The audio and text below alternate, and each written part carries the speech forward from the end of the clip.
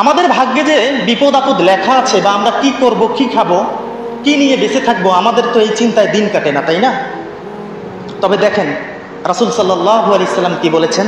আন আব্দুল্লাহ ইবনে আমর ইবনে al-As রাদিয়াল্লাহু তাআলা আনহু, আব্দুল্লাহ ইবনে আমর ইবনে আল-আস রাদিয়াল্লাহু তাআলা আনহু থেকে বর্ণিত, ক্বালা সামিতু রাসূলুল্লাহ সাল্লাল্লাহু আলাইহি সাল্লাম, তিনি বলেছেন যে আমি রাসূল সাল্লাল্লাহু আলাইহি সাল্লামের কাছে শুনেছি, ইয়াকুলু, তিনি বলেছেন, কাতাবাল্লাহু মাকাদিরাল খালায়েক, আল্লাহ সুবহানাহু ওয়া তাআলা মানুষের তাকদীর লিখে রেখেছেন, ক্বাবলা আন ইয়াখলুকাস সামাওয়াতি ওয়াল আরদ বিখামসিনা আলফা সানাতিন, মানুষের তাকদীর লিখে রেখেছেন, এই সৃষ্টির সৃষ্ট জীবের তাকদীর লিখে রেখেছেন আসমান ও জমিনের সৃষ্টির 50,000 পূর্বে।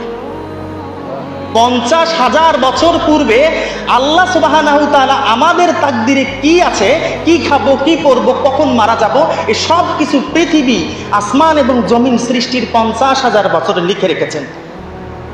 সুবহানাল্লাহ, চিন্তা করা যায়?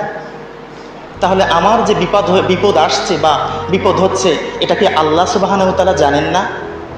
অবশ্যই জানেন। তাহলে এ বিশ্বাস রাখতে হবে যে আল্লাহ সুবহানাহু ওয়া তাআলার পক্ষ থেকে যেহেতু বিপদ এসেছে, তার মানে এখানে কোনো না কোনো কল্যাণ আছে, এ বিশ্বাস আমাদেরকে থাকতে হবে।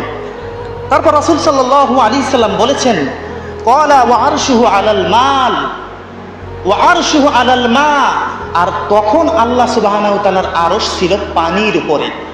তাহলে আরশ ছিল কোথায়? প্রথমে একটা বিষয় জেনে নেন, আরশ ছিল কোথায়? পানির উপরে। এখন আরশ কোথায়?